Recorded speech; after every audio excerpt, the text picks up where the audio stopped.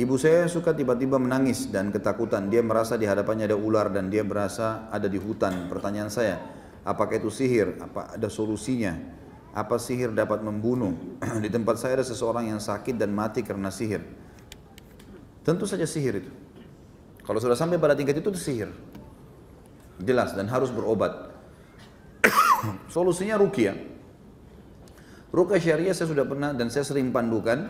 Bisa beli buku Pustaka Ibnu Umar kecil, buku kecil Rp10.000 dan pernah saya bawain contohnya di sini. Judulnya Doa-doa Ruqyah. Beli buku itu, kantongin, baca. Baik suruh ibu baca sendiri atau antum yang bacakan. Ibu dengerin saya ya, kemudian bacain. Insya Allah itu akan dengan niat baik. Ingin menyembuhkan itu bisa. Apakah sihir bisa membunuh? Sihir bisa menjadi penyebab terbunuhnya seseorang, tapi matinya seseorang karena ajal. Makanya ada orang kena sihir sampai 20 tahun, 30 tahun nggak mati-mati karena memang ajalnya belum datang kan. Dia bisa menjadi penyebab seperti tabrakan menjadi penyebab orang mati, tapi dia bukan mati karena tabrakannya, mati karena ajalnya. Karena pada saat itu walaupun dia tidak tabrakan dia akan mati. Begitu keyakinan seorang mukmin, tapi ini bisa jadi penyebab saja. Saya melihat di acara TV ada acara menafsirkan mimpi. Bagaimana hukum ini? Apakah mereka termasuk dukun? Beda ya. Saya tidak tahu acaranya seperti apa, tapi ada ilmu takbir mimpi itu ada. Takbir mimpi dan ini memang harus ahlinya. Kalau yang saya tahu, ini memang harus level-level para ulama-ulama ini, bukan orang sembarangan ini. Karena ada sabda Nabi SAW, jangan kalian ceritakan sembarangan mimpi kalian pada seseorang karena bisa terjadi seperti dia takbirkan. Jadi nggak boleh kita mimpi tadi malam misalnya atau nanti malam, kemudian besok kita main cerita sembarangan sama teman. Udah jangan. Ceritakan kepada ahlinya, para ulama, dan ulama pun tidak sembarangan ya. Di kalangan tabi'in saja banyak sekali ulama-ulama besar, tapi tidak pernah saya pribadi, mungkin sebatas ilmu saya ya, saya tidak pernah menemukan dari kisah Atha bin Abi Rabah, Sa'id bin Musayyab, kemudian beberapa ulama lain seperti Iyas al-Muzani dan yang lainnya, tidak pernah saya temukan mereka menakwilkan mimpi, tapi saya temukan ada di antara mereka yang menakwil mimpi dan itu tidak banyak, seperti Hasan Basri dan Muhammad bin Sirin rahimahumullah. Ini ada di antara mereka memang yang tugasnya itu memang mereka punya ilmu di situ dan ini harus dalam sekali ya. Orang penakwil mimpi itu harus betul-betul memahami Al-Quran, memahami hadis Nabi SAW, karena semua mimpi-mimpi itu akan dikembalikan kepada dalil-dalil ini. Seperti Hasan Basri pernah kedatangan 2 orang yang mimpi azan. Lalu Hasan Basri bilang kepada keduanya, berikan saya waktu seminggu. Hasan Basri suruh datang Jumat depan, waktu itu hari Jumat. Lalu Hasan Basri selama seminggu telusurin. Ditemukanlah orang yang pertama ini muadzin di masjid. Dia mimpi azan dan dia muadzin. Yang satu ternyata ditelusuri oleh Hasan Basri, diam-diam ditemukan orang ini terkenal suka mencuri barangnya orang. Maka pada saat datang Jumat depan kata Hasan Basri kepada muadzin, kau akan haji tahun ini sesuai dengan firman Allah, wa'adzim finnas yaumal hajjil akbar. Ada kalimat wa'adzim finnas, dan kumandankanlah, panggillah orang untuk haji, mengerjakan haji, gitu kan. Ini waktu Allah SWT berfirman kepada Ibrahim alaihissalam. Kemudian yang kedua kata Hasan Basri, kau akan mencuri dan akan dipotong tanganmu, sesuai dengan firman Allah dalam surah Yusuf, wa'adzana mu'adzinun ayyatuhal iru innakum lasarikun. Dan memanggil, dikumandangkanlah suara untuk memanggil saudara-saudara Yusuf bahwasanya kalian mencuri. Dan terbukti betul seperti apa yang Hasan Basri takwilkan terjadi. Ibnu Sirin lebih dalam menjelaskan masalah takwil mimpi dalam buku beliau, memang khusus itu. Judulnya memang Takbir Mimpi ya. Saya temukan di Indonesia sudah diterjemahkan. Saya tidak ingat itu hari penerbitnya apa, tapi ada seperti kamus mimpi. Cuma saya tidak menyarankan ikhwah membeli dan akhwat buku ini, karena nanti akhirnya setiap mimpi buka kamus itu ya. Mimpi sedikit buka lagi, mimpi sedikit buka lagi. Tapi di pembukaannya saya kasih ilmunya dalam situ tuh ada pembukaan disampaikan Ibnu Sirin. Orang yang menakwil mimpi itu ada kriterianya, hafal Al-Quran, tahu Al-Quran, hafal isinya, tahu hadis Nabi SAW sehingga dia bisa pertemukan, gitu kan? Karena memang beliau menyebutkan juga kalau seseorang lagi hadapin masalah misalnya, dan ini disebutkan juga oleh Abu Dawud dalam Sunan Nabi Dawud, pernah kami pelajari tingkat 3 kuliah masalah takbir mimpi. Itu kalau seseorang mimpi misalnya dia naik kapal dalam sebuah masalah dia, kemudian kapal itu berhasil membawa dia ke sebuah daratan, berarti dia akan keluar dari masalah yang sedang dia hadapi. Misal, diambil daripada kejadian Nuh alaihissalam diselamatkan oleh Allah dengan kapal. Jadi dia menakwilkan seperti itu. Tapi Hasan Basri memberikan poin penting, Ibnu Sirin memberikan poin penting bahwasanya tidak boleh menakwilkan mimpi ahli maksiat, tidak masuk dalamnya, tidak paham Al-Quran, tidak paham sunnah, ahli maksiat, ya, tidak boleh sembarangan takwil mimpi ini. Dan juga orang harus selain paham Al-Quran dan sunnah harus paham tentang kondisi dan lokasi yang sedang dia ada. Misal contoh, dikasih contoh oleh beliau, kalau seseorang mimpi gajah misalnya, di wilayah yang gajah dihormati, emang gajah dianggap tunggangan yang bagus gitu loh, maka berarti dia akan mendapatkan kebaikan. Tapi kalau dia mimpi gajah di wilayah yang gajah sering dibunuh, ya, atau dimusuhi, maka berarti ada masalah yang akan dia hadapi. Seperti itulah, ya. Jadi memang ini butuh bab khusus gitu ya. Dan Allah alam, saya melihat ini lebih baik orang tidak membuka dirinya untuk itu. Ya, karena membuka pintu ini butuh ilmu yang sangat dalam. Lebih baik dia menjelaskan hukum-hukum syar'i yang lain. Dan berarti teman-teman ikhwah juga jangan nonton itu ya. Saran saya tentunya ya, saya tidak menyalahkan siapa yang sedang menyampaikan, karena terus terang demi Allah saya nggak tahu ini acara apa, siapa yang menyampaikan saya tidak tahu. Cuma saya membahasakan secara global. Saya pernah disuruh untuk melakukan mandi kembang oleh paman saya dengan alasan untuk mempermudah rezeki. Bagaimana cara bertobatnya? Dan bagaimana pandangan Ustaz dengan ritual mandi kembang, baik di acara pernikahan atau adat? Tidak usah mandi kembang. Mandi air biasa pakai sabun biasa ini. Karena selalu relevansinya mandi kembang itu berhubungan dengan alam-alam dukun jin ini, gitu kan? Jadi nggak usah gitu. Sama tradisi-tradisi pernikahan harus dimandikan di tempat yang terbuka sehingga pengantin perempuannya sudah sakit flu duluan sebelum menikah. Harus disiram dengan air ini air itu. Biarkan dia mandi sama suaminya nanti. Setelah menikah silakan mandi sana. Jadi dimudahin saja. Tidak pernah ada di zaman sahabat itu, di zaman Nabi. Karena kita tolak ukurnya selalu Nabi dan sahabat ya. Tidak pernah ada riwayat itu sahabat disuruh mandi oleh Rasulullah SAW sebelum nikah mandi kembang dulu ya. Atau pakai pelapa kurma atau pakai. Tidak pernah sama sekali. Tidak pernah ada riwayat. Itu kan, ini kan syariat ya. Masa kita diajar cara cebok kemudian tidak diajar cara seperti itu? Nggak mungkin. Kalau bagian dari syariat, sudah tinggalin aja, nggak usah. Jadi kembali seperti apa yang saya jelaskan tadi teman-teman. Jadikan Islam sebagai tradisi. Jangan tradisi diislamkan ini. Ini jadi masalah nanti buat kita. Akhirnya banyak ditambah-tambah dalam agama. Kalau bagaimana cara taubatnya, ini Allahu alam. Ini saya tidak tahu. Kalau memang tadi sudah dikatakan dimandikan untuk mendapatkan rezeki, berarti sudah bagian dari sihir ini. Retorikanya adalah dia bertobat kepada Allah Subhanahu wa taala dan coba dia ruqyah dirinya sendiri. Baca beberapa ayat-ayat ruqyah, kemudian dia tiupkan ke telapak tangannya lalu diusap ke tubuhnya. Kalau dia merasa ada panas, ya, gatal, meriang, ya, maka itu berarti ada indikasi. Maka itu cukup diusap setiap hari insyaallah. Dengan ayat-ayat ruqyah ditiup ke telapak tangan, diusap lagi dengan minta kepada Allah agar disembuhkan, insya Allah sembuh. Saya pernah membaca zodiak yang mempercayainya dulu. Apa saya harus bersyahadat lagi atau saya hanya bertaubat nasuha? Saran saya coba syahadat. Enggak ada ruginya syahadat gitu kan. Kita tidak tahu subhanallah, mungkin terbatalkan keislaman kita pada saat itu. Dan memang harus syahadat kalau orang mau kembali. Saran saya, Allahu a'lam, itu yang saya tahu. Di rumah saya jika ada yang ingin mengadakan acara, contoh pernikahan beberapa hari sebelum acara, mereka datang ke tempat orang tua setempat atau kiai membaca Al-Quran kecil, lalu didoakan oleh beliau dan ketika pulang Al-Quran tersebut diletakkan di atas pintu bertujuan agar saat acara tidak turun hujan. Apakah ini termasuk hal yang salah? Salah. Jelas salah. Nggak ada hubungannya Al-Quran ditaruh di atas pintu hujan tidak turun. Tidak ada relevansinya sama sekali. Sama dengan kalau pasang lukisan ayat kursi, saya pernah bilang walaupun 10 kali 10 meter, terus antum mengkhayal ini bisa ngusir syaitan. Nggak bisa teman. Ngusir syaitan kalau dibaca. Mau tahu kalau syaitan ada dekat Quran? Sekarang kalau antum tidak bisa tidur malam hari, ambil Quran coba baca. Ngantuk gak? Ngantuk gak? Kok ketawa sih? Yang buat antum ngantuk itu syaitan. Karena kalau nonton TV nggak ngantuk. Baca Quran ngantuk, berarti ada syaitannya di situ kan? Ada syaitan.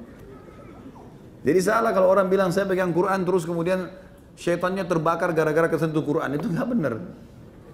Tapi kalau kita baca iya. Kita baca iya. Quran suci. Gitu kan? Tentu syaitan tidak bisa sembarangan menyentuh Al-Quran. Tapi kalau apakah begitu Al-Quran kita sentuhkan ke sebuah tempat lalu kemudian membakar syaitan, itu tidak pernah ada riwayat berhubungan dengan itu. Tapi baca iya, baca pasti membakar syaitan, nggak mungkin tidak. Ayat-ayat Al-Quran bisa memusnahkan dan membunuh syaitan itu. Ustaz, saya punya jimat ketika saya ikut pengajian, saya buang semua tanpa kecuali, tapi sebelumnya ada gotri. Apa ini gotri? Yang dimasukkan ke dalam tubuh saya, gimana caranya supaya saya taubat nasuha? Sama tadi ya, taubat nasuha, taubat kepada Allah SWT dengan 3 syarat. Imam Nawawi mengatakan tinggalkan dosa itu seketika, jangan lagi berhubungan dengan itu seperti tadi sudah diucapkan itu. Yang kedua sesal, yang ketiga janji sama Allah tidak mengulanginya. Di mana tempat yang ditanamkan, mungkin yang dimaksud adalah mungkin benda dimasukkan, batu atau apa saja ke dalam tubuh seperti susuk dan seterusnya. Bacain ayat ruqyah di tempat itu terus menerus sambil diusap. Insya Allah keluarin dengan izin Allah. Pengalaman-pengalaman selama ini keluar semua itu. Akan keluar. Kadang-kadang dia jatuh sendiri pada saat tidur, keluar dari tubuhnya, gitu kan? Maka itu insya Allah kuasa Allah bisa, atau dia keluar dari muntah, ya. Banyak terjadi. Allahu a'lam, itu yang saya tahu. Apa yang harus saya lakukan agar saya kuat menjalani ujian yang sedang melanda? Kadang saya merasa mengapa Allah tega memberikan ujian ini, dan saya tidak tahu apa yang saya harus lakukan. Semua manusia dicoba, bukan cuma antum saja. Semua manusia punya cobaan. Ada di sini yang masya Allah dari selama hidup dari kecil sampai sekarang tidak pernah sakit, nggak pernah diganggu orang. Hah? Ada? Kalau ada luar biasa, silakan tampil di sini. Orang semua dicoba, gitu kan? Ada cobaan yang datang memang untuk meninggikan derajat seorang mukmin. Minimal memberikan pelajaran. Orang kalau dapat cobaan teman-teman sekalian, dia kan jadi lebih pintar. Punya pengalaman, kayak antum pernah dicoba sesuatu apa sama Allah, kemudian sekarang sudah selesai masalahnya. Kita kan jadi tahu, dapat ilmu di situ kan. Jadi kadang-kadang ilmu itu melalui tulisan, kadang-kadang dari pengalaman. Mungkin teman-teman yang sering ikut pelatihan, cara yang paling efektif menanamkan sebuah poin pada seseorang, itu ada pelajaran dengan tulisan dan ada pelajaran dengan praktek lapangan. Praktek lapangan ini punya pengaruh, itu maksudnya pengalaman. Seperti itulah kurang lebih. Memang pengalaman karena itu menjadi ilmu yang luar biasa. Makanya dikatakan pengalaman adalah guru yang paling baik, gitu kan? Karena itu luar biasa. Dan Nabi SAW menyebutkan masalah pengalaman, dikatakan tidak layak orang mukmin jatuh di lubang 2 kali. Di lubang yang sama 2 kali. Kemarin kita jalan di sini jatuh, hari ini kita sudah tahu ada lubang nih. Saya tidak akan lewat situ lagi, misal, gitu kan? Atau di situ ada sesuatu yang berbahaya buat saya, maka jangan kita lewat. Ya sudah begitu kan? Jadi Allah alam ini cobaan itu bisa jadi peninggian derajat. Kadang-kadang ada derajat di surga, mungkin kita, kata sebagian ulama ya, mungkin kita tidak bisa jangkau kecuali dengan 100 tahun sholat malam, 100 tahun puasa, tapi kita umurnya cuma 60 tahun. Allah coba dengan penyakit 10 tahun, atau bangkrut usaha, atau ada masalah apa. Insya Allah dengan itu diangkat derajatnya. Diangkat derajatnya oleh Allah SWT. Yakinlah, hadis Nabi SAW, Allah tidak akan menguji seorang hamba melampaui kapasitasnya. Antum mampu laluin, kan gitu. Tinggal bagaimana mempelajarinya. Oh ini saya sedang hadapi masalah ini. Kira-kira jalan keluarnya apa ya? 1, 2, 3, 4, 5. Sama kalau kita mau ujian. Besok kita mau ujian matematika. Kita pelajari bukunya. Teori ini, teori ini. Kemudian besok kita coba. Ya. Ada yang keluar kita jawab sesuai dengan apa yang kita baca. Seperti itulah. Ya. Jadi jangan protes Allah Subhanahu Wa Taala. Karena Allah pasti sangat sayang dengan kita. Cobaan seberat apapun akan menjadi kasih sayang Allah. Kalau masih ingat saya pernah kasih contoh teman-teman sekalian. Pencuri pun kalau mencuri kemudian ketangkap, kepergok, dikeroyokin. Kalau saya pribadi berbicara, saya mengatakan kasih Allah sayang sama pencuri itu. Kenapa kira-kira teman-teman sekalian? Karena kalau dia nggak kepergok pada saat itu, kira-kira dia mencuri lagi nggak nanti? Nah, Allah buat dia kepergok supaya dia kapok. Jangan ulangi lagi. Kan gitu. Dan biasanya itu sebelum dikeroyokin itu pasti ada beberapa tahapan-tahapan, proses-proses di mana dia semestinya sadar dulu. Misalnya pernah dilihat oleh orang atau pernah ketangkap sekali tapi lolos, gitu kan? Sudah ada peringatan. Tidak mau sekalian Allah buat digebukin, gitu kan? Supaya dia berhenti. Ada orang subhanallah kalau antum pekah, kata sebagian ulama, kalau seseorang pekah mensyukuri nikmatnya Allah, pekah dalam menyelamatkan dirinya dari cobaan-cobaan dengan doa-doa, dengan wirid-wirid yang disunnahkan baginda Nabi SAW, zikir pagi sore, doa-doa yang dibaca. Apa saja yang bisa menyelamatkan dirinya dari masalah dibaca, dilakukan sama dia sesuai dengan syariat. Maka orang seperti ini umumnya dia selamat dari macam-macam cobaan. Karena dia sudah lakukan itu. Seperti misalnya perangkat kita sehari-hari teman-teman sekalian adalah sholat 5 waktu, zikir habis sholat, gitu kan. Kemudian apalah rutinitas kita, baca Al-Quran, beberapa ayat Al-Quran, baca zikir pagi sore. Kita sudah punya perangkat-perangkat. Nah orang yang kehilangan perangkat ini, itu yang biasanya jebol, kena, gitu kan. Tapi kalau enggak, insya Allah tidak ada masalah. Dan orang mukmin kalaupun datang cobaan padanya, dia langsung tahu ini pembersihan dosa buat saya atau peninggian derajat, gitu ya. Minimal akan dapat pengalaman untuk bisa kita laluin. Saya punya kakak, dia bisa tahu kejadian di hari depan tanpa belajar, seperti melihat kilasan film. Bagaimana cara kakak saya hilangkan hal tersebut? Karena itu mengganggu kehidupannya. Ini harus ditanya, kak. Ini tentu bagian dari gangguan syaitan. Gangguan syaitan. Dia harus ruqyah. Harus ruqyah. Dan saya sudah bilang tadi, ruqyah, beli bukunya, judulnya Doa-Doa Ruqyah. Terbitan Pustaka Ibnu Umar, Rp10.000 harganya. Beli. Semua teman-teman harus punya. Tuh kantongin, baca. Ya, pada saat merasa terganggu dalam ada obat bagaimana menangani sebelum kena sihir, bagaimana menangani setelah kena sihir, bagaimana menangani kalau kena ain, sebelum kena ain, mata panasnya orang, hasutnya, bagaimana menangani setelah kena ain, banyak sekali di situ. Bagus sekali, buku kecil, disaku dan bisa dibaca. Maka baca itu. Saya sarankan kepada kakak antum ini, kakak anda ini baca. Baca doa ruqyah itu sebelum tidur dibaca, minta kepada Allah SWT agar disembuhkan. Ini gangguan syaitan ini. Harusnya dihilangkan ya. Dan perlu ditanya, kakak ini dia selama ini pernah lakukan sesuatu enggak? Seperti misalnya dia pernah kayak tadi mandi, atau dia pernah berguru dengan seseorang, tenaga dalam lah, ditanamkan sesuatu kah? Ini harus dia harus ungkap kalau memang itu iya, dia harus taubat dan dia harus musnahkan. Semua cairan-cairan yang disimpan, buang, alirkan di air, gitu kan? Itu tidak boleh semua ada di rumah, tulisan-tulisan semua dimusnahkan. Dan buhul-buhul atau barang-barang yang dibawa ke rumah teman-teman, kalau dia sifatnya tulisan, maka ataupun apa saja benda sebelum dimusnahkan, biasanya musnahkan itu paling afdal, paling baik kalau dibakar ya. Kalau cairan dialirkan, itu dibacakan surah Al-Falaq sama An-Nas, kemudian ditiupkan lalu kemudian dengan niat membatalkan sihir itu, lalu kemudian dimusnahkan. Allah alam, itu yang saya tahu. Saya punya saudara sepupu sudah lama tidak bertemu dan baru tahu dia sekarang jadi dukun.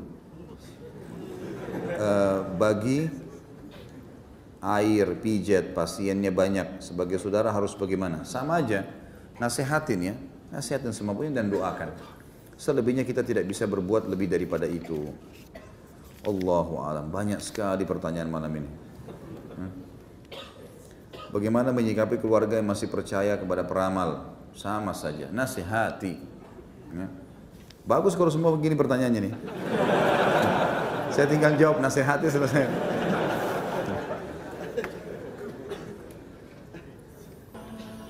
Apakah pesulap termasuk syirik? Apakah menonton pesulap termasuk dosa? Apakah menyukai pesulap dan mempercayai menjadi keluar dari Islam? Apakah menghipnotis termasuk dosa? Sulap sebenarnya kira-kira cenderung kemana? Hah? Trik. Kalau penyihir, apa bedanya? Penyihir pakai trik juga nggak? Sama saja. Sudah kehabisan kerjaan nih jadi pesulap. Cari pekerjaan yang baik. Paling tidak, paling sedikit kalau dia bilang saya cuma gunakan trik. Ada manipulasi,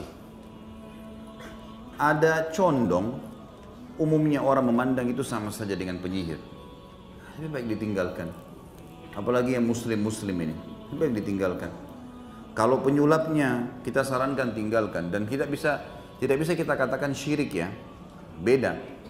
Kalau dia hanya sekedar menggunakan trik-trik tertentu, membolak-balikan ada kertas, tapi memang sudah diatur sehingga jadi warna sekian, cuma trik-trik saja. Ini lebih mendekati kepada masalah manipulasi data, atau misalnya memang kadang-kadang mendekati kepada keadaan-keadaan penyihir-penyihir. Lebih baik dihindari. Kalau syirik betul-betul dia menyekutukan Allah seperti penyihirnya, gitu kan? Dia meminta tolong kepada syaitan-syaitan. Kalau pesulap saja kita bahasakan tadi minimal syubhat dan harusnya dijauhi gitu kan, ditinggalkan, maka tentu menontonnya juga lebih baik jangan dilakukan gitu. Kalau yang dimaksud dengan pesulap di sini adalah penyihir yang betul-betul dia seperti menghipnotis ya, itu sudah bagian dari sihir itu. Mustahil orang ditepuk kemudian melakukan apa yang dia inginkan baru dikatakan bukan sihir. Itulah sihir yang sebenarnya gitu kan. Membuat menguasai orang kemudian lalu menyuruh dia membuat sesuatu. Itu sihir, itu jelas tidak boleh. Dan ini bagian daripada sihir yang tidak boleh. Mempercayai orang-orang yang seperti ini jadi dosa juga. Ya, masuk dalam kategori hadis tadi yang sudah kita jelaskan panjang lebar. Bagaimana jika salah satu keluarga kita meninggal karena sihir yang dikirim oleh dukun? Apakah korban itu mati syahid dan apakah pahala yang menyihir nanti akan dilimpahkan ke korban di hari penghisaban nanti? Ya. Mudah-mudahan ya, kita berharap mudah-mudahan dia mati syahid. Ya. Tapi saya belum pernah menemukan lafadz hadis yang berbunyi orang yang dibunuh oleh penyihir dia mati syahid. Karena Nabi SAW sudah rincikan kan orang mati syahid ya. Orang yang mati di medan perang, orang yang mati terbakar, orang yang mati tenggelam, orang yang mati itu semua disebutkan. Tapi tentu saja dia terzalimi. Mudah-mudahan itu adalah husnul khatimah, kebaikan. Tapi tidak bisa kita vonis atau kita katakan orang ini adalah mati syahid. Kalau masalah nanti penyihir ini, kalau dia muslim juga penyihirnya ini, hari kiamat akan ketemu dengan orang yang disihirnya dan mati, apakah nanti akan diambil pahalanya? Tentu saja. Kecuali si penyihir taubat. Lalu bagaimana caranya si penyihir taubat sementara orang yang disihir sudah mati? Sama kasusnya pembunuh. Ingat hadis orang yang membunuh 99 jiwa? Diterima kan taubatnya? Nah kalau dia sudah taubat nasuha, insya Allah diterima taubatnya. Tetapi hukum-hukum dia sama Allah sudah selesai, dia taubat. Tinggal bagaimana dengan makhluk itu? Dia harus memperbanyak menyebutkan kebaikan-kebaikannya, dia mendoakan, dia sedekah buat si mayit, gitu kan? Demi untuk membalas kesalahan dia dulu. Insya Allah bisa, gitu. Insya Allah bisa itu. Tapi kalau dia tidak taubat, tentulah ya hukum berlaku. Di hari kiamat, pahala-pahala dia kalau dia muslim pun akan diambil. Tapi itu kalau penyihirnya masih punya pahala. Allahu a'lam. Penyihir, syirik, bisa keluar dari Islam. Pahala apa yang mau diambil? Apakah kita bisa terhindar dari sihir yang dikirim oleh dukun jika kita menjaga 5 waktu sholat dan zikir saja? Mudah-mudahan, insya Allah. Ya. Insya Allah bisa.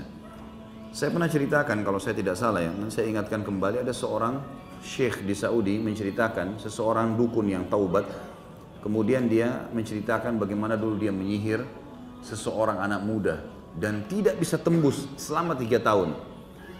Kemudian dia sudah taubat orang ini, lalu dia ceritakan, dia bilang setelah saya konsultasikan dan saya tanyakan saya cari tahu lah kenapa anak muda ini nggak kena sihir. Maka pengakuan semua syaitan yang bekerja sama dia, kalau anak muda yang sedang disihir itu yang tidak bisa tembus sihir itu, setiap habis sholat wajib selalu baca ayat kursi. Sunnah Nabi SAW membaca ayat kursi kan? Karena kata Nabi SAW, siapa yang membaca ayat kursi selepas sholat wajib, sholat 5 waktu, maka tidak ada yang menghalangi antara dia dan surga kecuali kematian. Ya. Nah ini ternyata menjadi penghalang, tameng. Itu saja semua amal soleh insya Allah. Zikir pagi sore yang kita baca, kita sering membaca muawwidzat, ya, qul a'udzu birabbil falaq, qul a'udzu birabbin nas. Ini akan menjadi tameng yang sangat kuat. Dia tidak bisa masuk, tapi dia akan bisa masuk kalau orang itu terus berusaha dan di saat-saat kita lalai, ya. Lalu teman-teman sekalian, untuk masalah sihir ini saya sarankan hindari semua fasilitas yang bisa membuat mereka menguatkan sihirnya. Seperti contoh, banyaknya orang di antara kita sering pajang fotonya di profil, pajang foto di sana sini yang tidak ada perlunya gitu. Maka itu bisa diambil dan dijadikan sebagai bahan sihir. Gitu.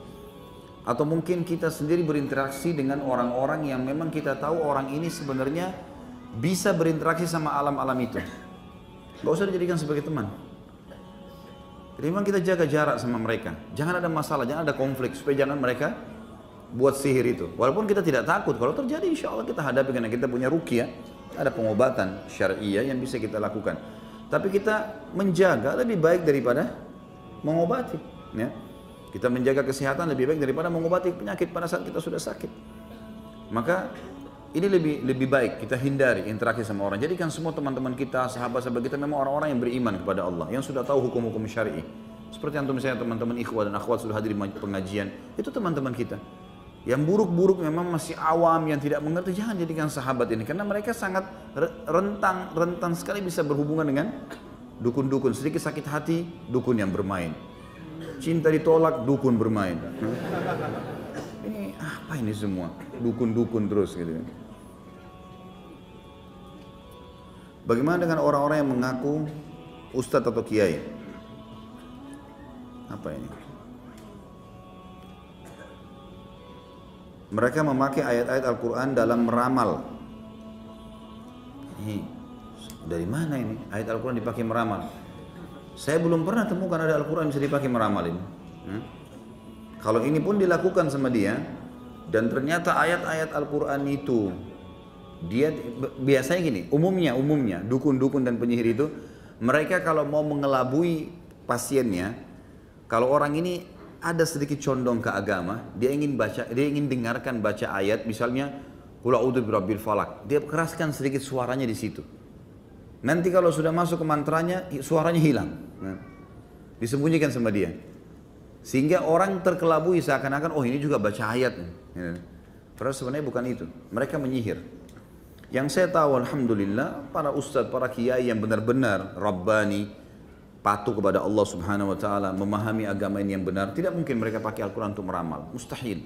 Karena Al-Quran bukan ramalan, Al-Quran sebuah informasi pasti. Gak ada yang tidak jelas. Umat sebelum kita, kejadian yang sedang kita lalui, apa yang akan terjadi akan masa depan, semuanya jelas. Yang berlalu sudah dibuktikan tentang kaum-kaum yang disiksa oleh Allah, gitu kan. Kemudian ada situs-situsnya, ada peninggalan-peninggalan seperti Fir'aun, ya, seperti Namrud, banyak peninggalan, ada peninggalannya. Kemudian yang terjadi sekarang, syariat yang kita sedang terapkan ada, kita tahu mana hukum halal haramnya Allah, lalu yang masa depan ke surga neraka juga sudah disampaikan.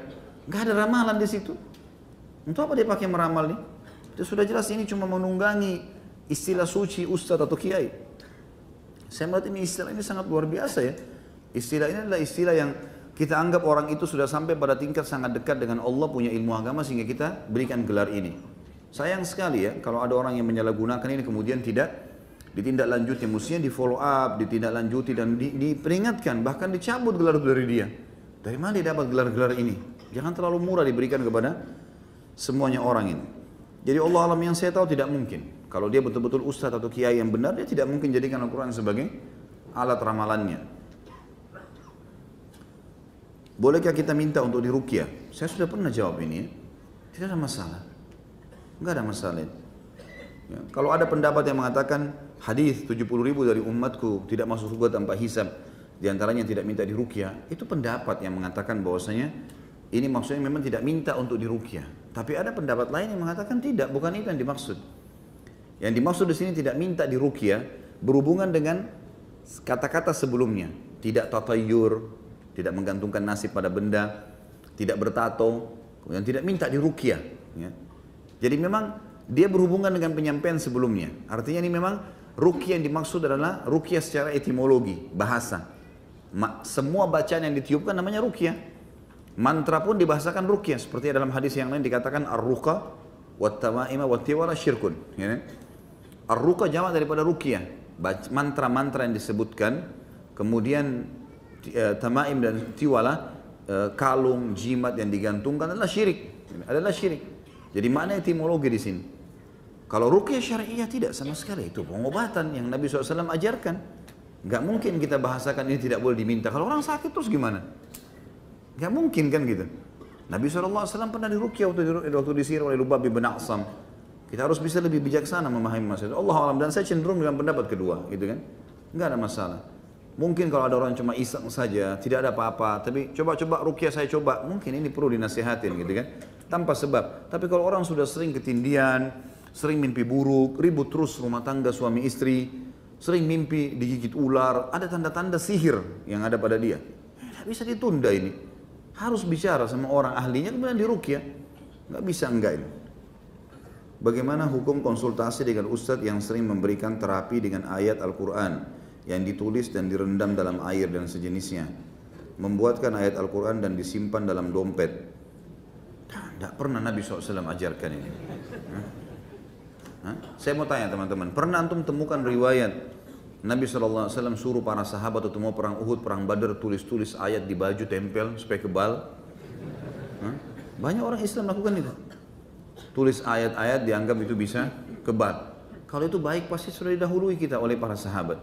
Mereka berperang, manusiawi, bertakbir, bertasbih, luka, alhamdulillah, luka di jalan Allah, mati ya mati syahid kan gitu. Ini tidak perlu semuanya teman-teman sekalian ya.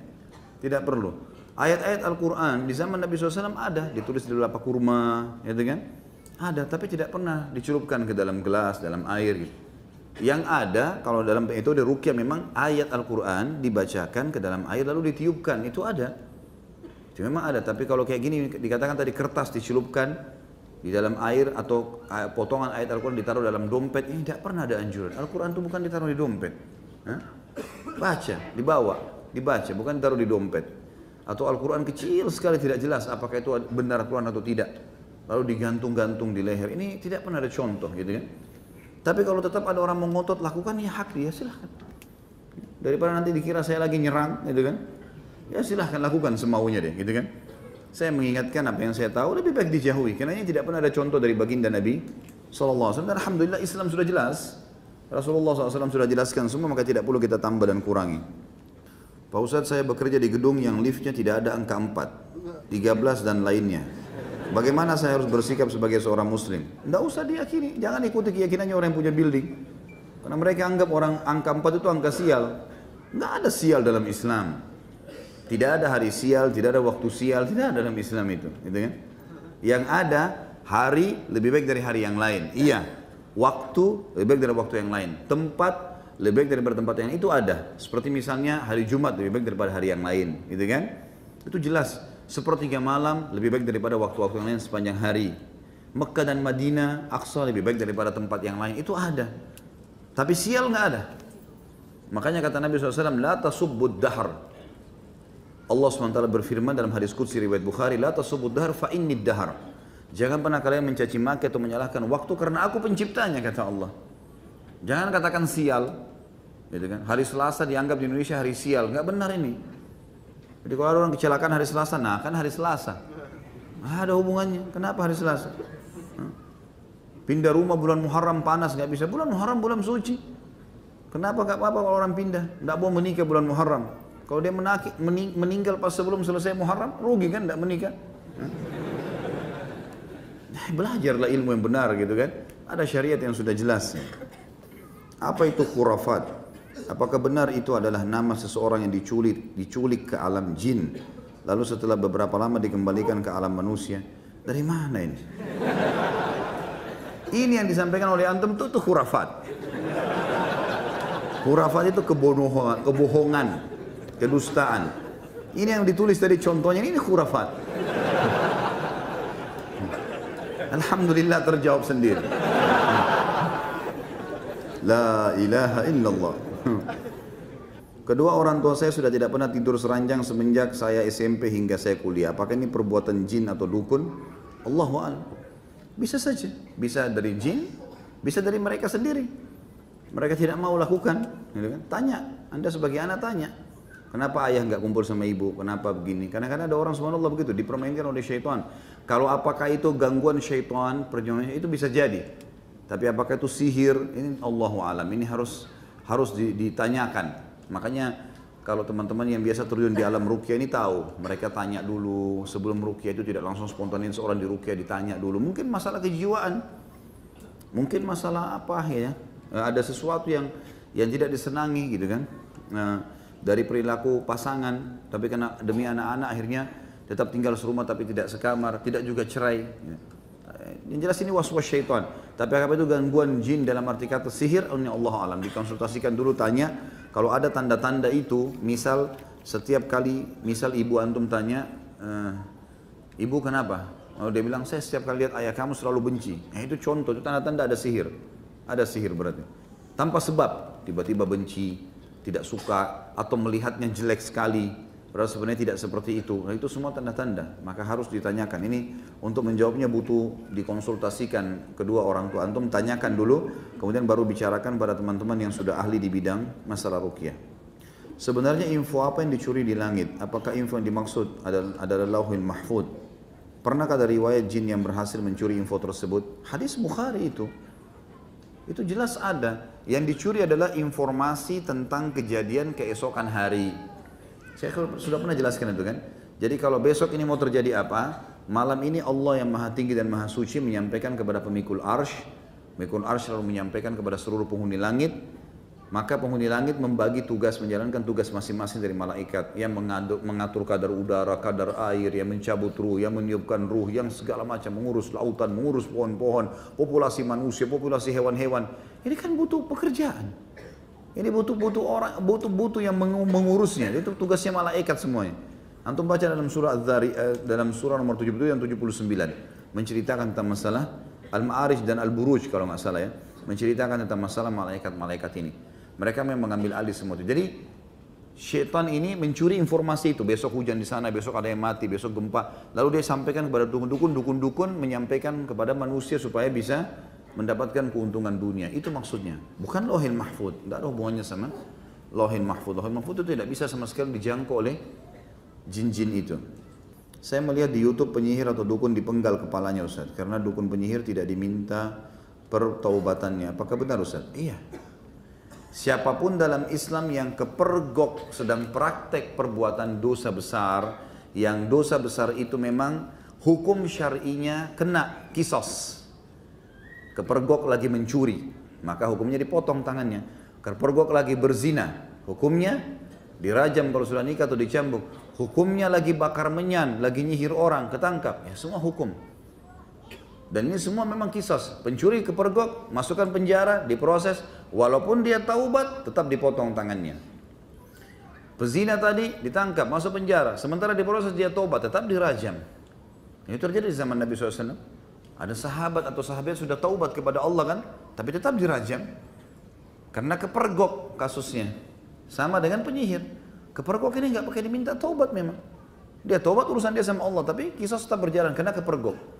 Yang tidak dihukum itu kalau orang tidak kepergok. Dia pernah jadi penyihir lalu dia taubat. Dia pernah berzina lalu dia taubat. Itu antara dia dengan Allah subhanahu wa ta'ala. Dan kalau ada hak makhluk dia harus kembalikan.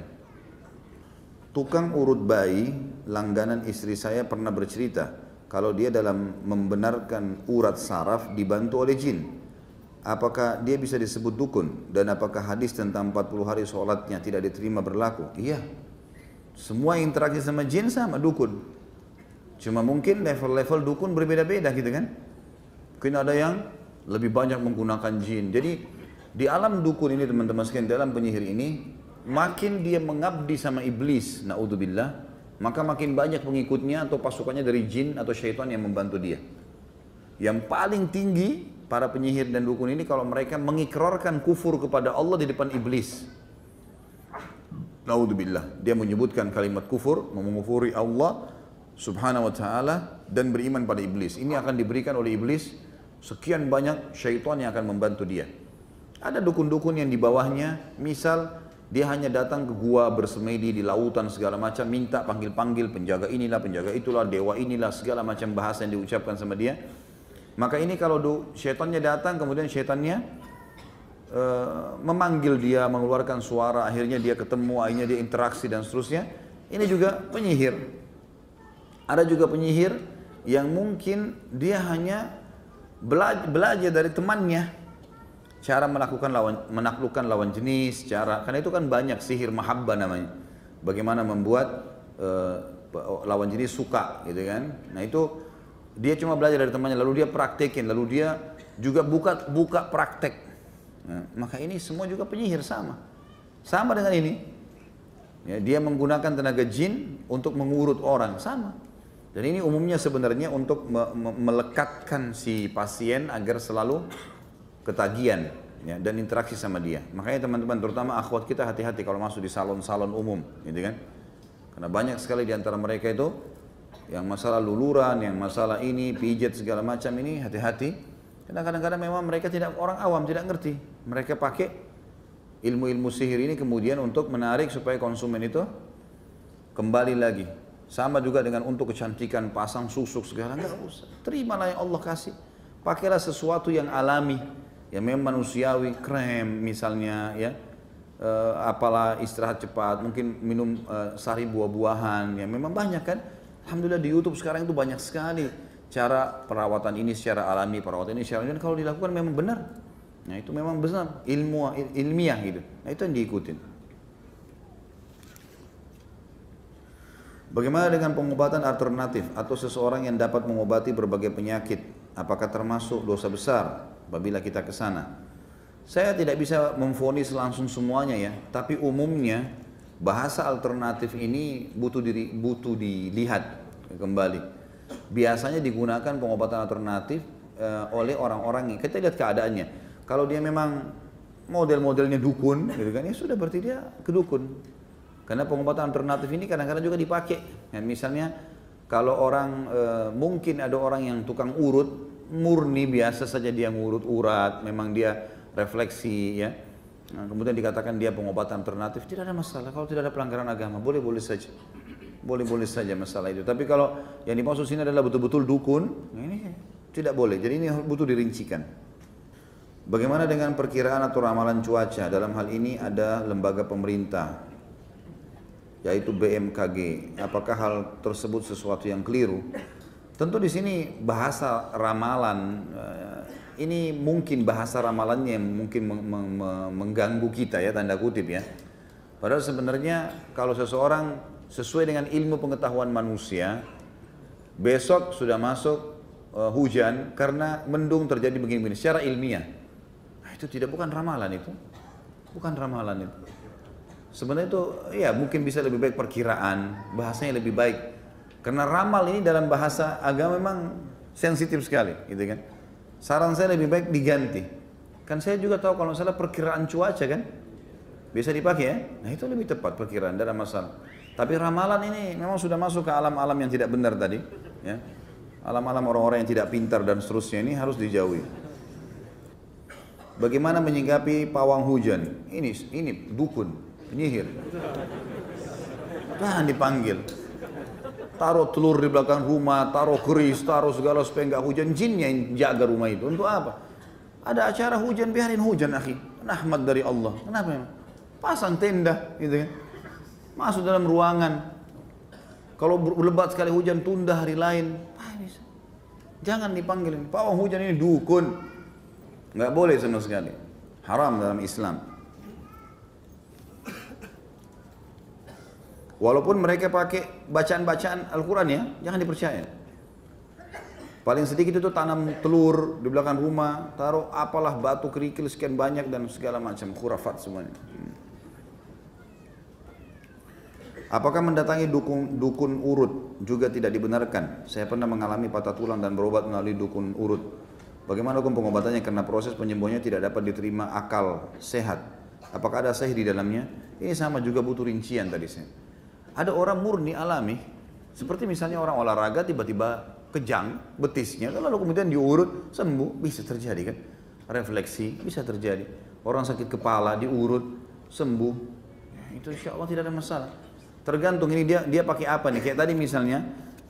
Alangkah baiknya kalau memang ada teman-teman yang langganan dengan tukang-tukang urut, biasanya gitu ada yang dipanggil ke rumah gitu kan, ya mungkin sesama jenis laki-laki sama laki-laki, mungkin bapak-bapak teman-teman ikhwah capek lalu ada langganannya, boleh ditanya muslim ya misalnya, terus kemudian ditanya bagaimana ini, apa ini sebenarnya yang dilakukan ini, urut apa, oh ini refleksi pak murni gini, ada gunakan jin, enggak ada, ya sudah alhamdulillah kita tanya, enggak masalah. Loh kenapa? Apa yang aneh nih? Antum malu mau nanya pakai jin atau tidak? Saya pernah ada orang refleksi datang, langganan saya datang ke rumah, saya tanya, pakai jin nggak? Saya tanya.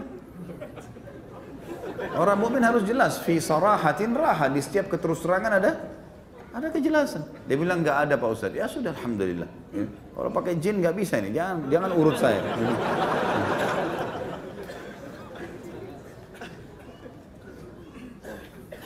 Bagaimana solusi untuk menghentikan kebudayaan yang bertentangan dengan syariat? Saudara saya ini dua pertanyaan ya. Tentu teman-teman sekalian, semenjak Anda atau Antum sudah belajar agama Islam, apalagi ikut kajian-kajian sunnah yang insya Allah kita usahakan murni kembali kepada wahyu Al-Quran dan sunnah, ada dalilnya kita kerjakan, tidak ada kita tinggalkan teman-teman sekalian, maka sudah harus difahami bahwa tradisi dan kebudayaan seorang muslim adalah Islam itu sendiri. Islam itu sendiri. Mulai sekarang jadikan Islam sebagai budaya antum, sebagai tradisi antum. Makannya makan Islam, pakaiannya pakaian Islam, pernikahannya pernikahan Islam, semua Islam. Yang bertolak belakang dengan Islam, kebiasaan suku saya kalau lagi acara telanjang pakai kain daun-daun saja nari-nari, tinggalkan. Tidak bisa. Jangan dibilang ini budaya kita. Ya ini hati-hati, tidak bisa dikatakan. Dan tidak, apa gunanya kita pertahankan? Kita pamerkan pada dunia, oh kalau di Indonesia ada orang yang telanjang, kan tidak mungkin. Secara rasional saja gitu kan. Artinya bukan saya suruh hapus dan tanpa pertimbangan, tidak. Karena ini jauh lebih baik. Seorang muslim harus jadikan Islam sebagai tradisi dan kebudayaannya. Makanya setelah Jazirah Arab dan para sahabat masuk Islam, semua tradisi jahiliyah ditinggalkan. Semuanya. Nggak ada lagi bagi mereka kecuali Islam itu sendiri. Jadikan Islam sebagai tradisi, jangan tradisi diislamkan. Ini yang bahaya nih. Tradisi sukunya ditarik supaya jadi diislamisasikan. Nggak bisa ini teman-teman sekalian. Nggak mungkin ketemu, gitu kan? Baju adat yang jelas-jelas pamer aurat misalnya lalu dikatakan ini bisa diislamisasikan, nggak bisa. Susah. Gimana caranya? Nggak mungkin ketemu kan? Setelah Islam datang teman-teman memang sudah berubah semua. Subhanallah. Cuma Islam saja, nggak ada lagi yang lain. Antum tidak butuh yang lain sudah. Jadikan Islam sebagai tradisi yang paling tepat. Saudara saya berprofesi sebagai dukun, bagaimana saya menasihatinya? Karena dia paman saya. Sampaikan apa adanya. Sampaikan duduk baik-baik. Kalau memang beliau suka baca buku, kasih hadiah buku, gitu kan. Ingat ya, setiap ada orang yang melakukan satu pelanggaran teman-teman sekalian yang sedang kita benci dalam agama adalah, Masya Allah, jangan tambah lagi. Cukup. Ini aja sudah, Pak Yoy sudah cukup. Masya Allah, jam berapa saya pulangin? Sampai mana tadi? Sampai lupa. Baik. Jadi kalau misalnya paman beliau suka baca buku, karena gini teman-teman, setiap ada orang berbuat salah tadi saya bilang, yang kita benci perilaku salahnya ya. Jadi paman antum jadi dukun ini, yang kita benci kedukunannya itu, perilaku dukunnya, bukan fisik paman atau status pamannya. Karena ini tetap suci dalam Islam, paman kita baik dalam Islam gitu kan. Dia manusia sama kita, anak Adam, Bani Adam. Dia juga butuh hidayah. Maka perilakunya. Makanya kalau kita menasihatin orang, kita sedang nasihatin perilakunya, bukan dianya.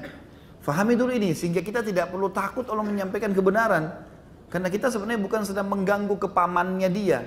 Ya, kedudukan dia sebagai paman, bukan itu. Kita sedang meluruskan kesalahannya saja. Nah tinggal retorika. Kalau dia suka baca buku, kasih buku misalnya kan. Atau kalau dia bisa dengar, atau mungkin memang kita dekat dengan dia bisa kita berikan nasihat, nontonkan ceramah-ceramah dari YouTube. Itu kan sangat besar sekali manfaatnya. Saya lihat banyak sekali ikhwan dan akhwat sampaikan ke saya, dia karena sering share ceramah-ceramah ke keluarga, ke teman-temannya, dan alhamdulillah responnya sangat besar. Ada memang satu dua orang yang tidak nyantol dengan ceramah, tapi alhamdulillah yang lainnya jadi baik. Ya. Sambil juga didoakan. Tugas kita berikhtiar. Ma'alaika illal balagh. Kata Allah SWT kepada Nabi SAW, tugasmu hanya menyampaikan, hai Muhammad. Begitu juga kita. Ya. Apakah dosa juga pekerjaan? Apakah dosa pekerjaan seperti konsultan? Kenapa berdosa? Lihat dulu apanya. Dia konsultan bangunan, konsultan sekolah, tidak ada sesuatu yang salah. Tapi kalau dia jadi konsultan dukun, mungkin sekarang sudah modern kan? Dukun sekarang sudah hebat, masuk TV, pasang tarif gitu kan. Banyak teman-teman adakan pelatihan ruqyah misalnya, atau ada pengajian, sekarang dukun juga buat tuh. Saya lihat ada flyernya, buat pelatihan bisa jadi dukun sehari, bayar sekian juta di hotel bintang 5. Luar biasa, bisa belajar ilmu pelet dalam satu hari. La ilaha illallah. Nah kalau jadi konsultan itu nggak boleh, haram. Sama sekali nggak boleh. Tapi kalau umum, kita pahami konsultan selalu positif ya. Bangunan, apa segala itu tidak ada masalah. Ada ustadz yang bisa mengetahui bahwa si A sakit paru-paru dan ternyata benar apa yang ustadz itu katakan. Apakah itu berdosa jika kita percayai? Kenapa dulu ini? Mungkin ustadznya dokter. Jangan buru-buru. Mungkin dokter tahu, oh dari nafasnya orang ini kayaknya paru-paru nih. Ini sudah pengalaman dia. Batuk, ini tenggorokan gatal, oh ini gejala flu. Mungkin dia dokter. Tapi kalau dia tebak orang lewat, ini paru-paru. Nah itu dukun. Ini bukan ustadz, ini dukun. Jangan dipercaya ini. Ya. Apa hukumnya bagi pedagang yang meminta tolong dengan dukun agar dagangannya laris? Dosa besar. Dan kalau dia percaya dia bisa kufur. Nggak boleh teman-teman sekalian. Dagang biasa dagang. Dagang itu modalnya halal, produknya halal, sistemnya halal. Percaya teman-teman, demi Allah laku. Nggak usah pakai dukun, nggak usah pakai pelaris ini. Nggak perlu. Terima uang, tepuk-tepuk uang itu. Saya pernah tanya itu, kenapa tepuk-tepuk? Supaya laris. Apa hubungannya kertas bisa ngelarisin? Nggak ada hubungannya, nggak ada hubungannya sama sekali. Coba teman-teman, pelajari ilmunya itu, cari modal yang halal, kemudian produknya juga berkualitas bagus, jual baju yang memang bagus, warnanya, coraknya, segala macam, sesuai dengan syariat. Laku kok insya Allah. Sistemnya juga jangan pakai hal-hal yang berbau riba atau dolar dan seterusnya. Insya Allah laku. Di Saudi dekat Masjid Haram semua orang kaya raya itu banyak. Nggak ada pakai pelaris tuh. Dagang biasa. Jual sandwich, jual jus. Laku. Orang laku. Kan gitu. Jadi tidak perlu semua ini teman-teman sekalian ya. Bagaimana dengan adanya tentara jin dalam pasukan Nabi Sulaiman? Apakah itu termasuk syirik? Itu beda. Syariat Nabi Sulaiman AS beda dengan kita. Jangan disamakan. Dan itu mukjizat untuk Nabi Sulaiman AS. Dan bukan untuk umatnya. Tidak pernah Nabi Sulaiman bilang, saya pelihara jin, saya pasukan saya jin. Bukan pelihara ya. Pasukan saya jin, Allah tundukkan, kalian juga boleh pakai jin. Enggak ada. Cuma Nabi Sulaiman AS saja. Karena memang Allah SWT menundukkan itu sebagai mukjizatnya. Ya bukan syirik di situ. Dan Nabi Sulaiman AS bukan di sini menggunakan tenaga mereka dalam hal-hal yang bisa berbau kemusyrikan atau berbau kufur kepada Allah. Tidak. Mereka tunduk dengan hukum Allah Subhanahu wa taala. Dan ini berbeda ya.